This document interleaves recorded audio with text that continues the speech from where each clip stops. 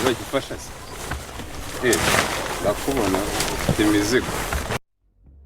Inzira y'umusaraba, inzira y'umusaraba ni ndende, oh ni ndende,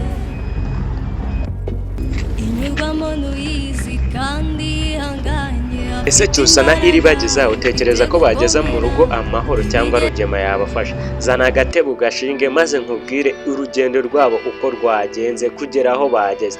Benshi batangiye kuvuga ko Rugema yabafashe. Nibyo koko Rugema yabafashe? Se nibyo cyangwa sibyo? Shinga agatebe aho ngaho umusho maze mbikubwire byose. Murabizi neza ko ntajya mbabeshya, nigerera kuri tera. Agatebe bamaze kukazana umushu, nimba bamaze kukazana twiyumvire. Reba aho hasi hari buto ya subscribe, ubanze uyikande unafungure n'inzogera noneho sasa. Ndetse nawe wayikoze nizere neza ko meze neza ko mana bashu eshwi. Rero umve ngo kubera ko nigerera kuri teri nabonye abantu bapostinze ko Rugema yabafashe n'utuvideo turacicikana ku mbuga nkoranyambaga. Utwo tuvideo nimba tubonye sinzi. Rero abantu banyandikiye baravuga ati umushudu ukorere video y'ukuri. Rero iyo video niyo nje kubaha abashu. Agatebe wakazanye umushu. Rero ndabikundira ko mana niyemeje kujya mbabwiza ukuri kwizi nkuru abantu baza babaterekaho z'ibihu. Iyo utakoze subscribe abantu barakubeshya ukaba wagira ubwoba ndetse ugakuka n'umutima ku bantu kundi Iribagiza na Cyusa. Murabizi ko Iribagiza na Cyusa ari abana beza twese twishimye. Eko mana uko mubibona hano ku iyi foto biragaragara ko Rugema yari yageze mu ishyamba. Ese koko yabafashe cyangwa bageze amahoro? Yahageze bahavuye n'abapampe be. Ako mana bashu, reka nze twikomereze mbaho ukuri kose.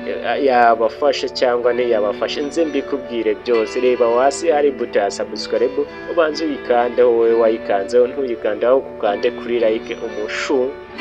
Nimukundire Iribagiza na Cyusa mukore sabo nimba mubakunda. Ndetse abashu mwari muzi n'ikindi, abashu bari mu Rwanda ndabasuhuje, abashu bari mu Burundi banjye ndabashuhuje, ndetse n'abandi bari mu kindi gihugu b'abashu turabashuhuze we.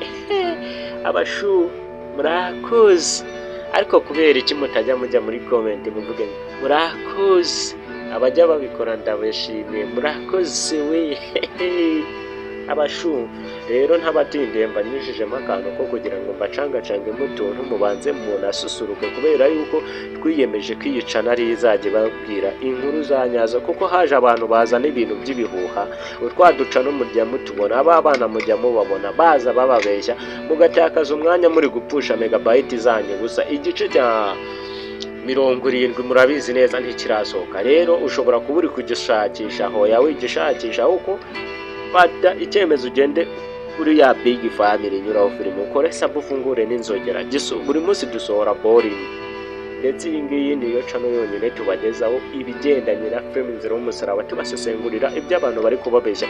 Twiyemeje yuko tugiye kujya tubaha ukuri abantu kuko twasanze bababeshya bikatubabaza mana. Noneho ngiye birambabaza nkumva nanarira mana we umushu. Mana we ndakwikundira please uri kureba ino video. Mana we ese icyazakunyereka cyangwa nanjye ukanyiyereka? Sinabahaye WhatsApp yanjye ngo mujye munyandikira, sinababwiye ngo mujye muza kuri TikTok maze twikorerera live dukireho na Cyusa se mukanga. TikTok yacu yitwa Big Family sibyo abashu? Nayo mujyeho mudufollowinge, tugiye kujya dukora live. Ariko man inchwi abashu mwihangane. Rero reka nze mbabwire byose byavugiwe hariya, ndetse abantu bababwiye ko Rugema yageze mu ishyamba. Rugema ntabwo yigeze agera mu ishyamba. Iribagiza na Cyusa bageze iwabo amahoro. Rero ibintu bishimishije cyane kandi twabyishimiye, ndetse ewana n'ubukwe buri hafi yo kuba we. Muvuze impundu we, muvuze impundu. Muzi ko nabo bugiye kuba mu bindi bice bakinnye we bitarasohoka, ariko nibanga nyine kwa kundi kwanjye ko kubabonjesha tu. Ariko Rugema akorwe n'isoni na nuza akorwe n'isoni. Ngira muri comment uvuga ati Nyirantambara akorwe n'isoni, Rugema akorwe n'isoni. Ese we murakuze? Nari nibagiwe bantu banyu, muzi neza ko Emile muzi byamubayeho. Ibabo we, kanze mbakorera ikiganiro cya Emile byose mbisesengura. Musengere Emile wanyu, mumusengere. Kanze mbakorera ikiganiro utarakoze subscribe ntabwo ari bukibone ngo bimunezeze. Sawa rero njyewe ndagiye, reka njye kukibakorera mu bimureba iki ngiki. Sawa ushaka kutwandikira kuri WhatsApp cyangwa kutuvugisha, ariko abaduhamagara mujye muduhamagara ku kintu kizima, kudusuhuza mujye mutwandikira kuri WhatsApp.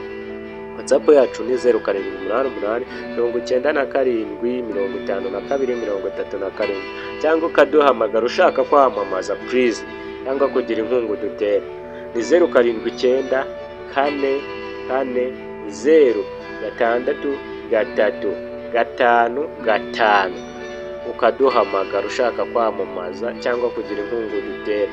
Ariko kuduhamagara kwa kundi nyine twumva ibintu bitagenda neza turagukupa, ntituzajya tugukupa, ujye wihangana kuko ni twebwe ubwo tuba tubikoze ubonye phone ivuyeho. Murakoze abashumba, bye.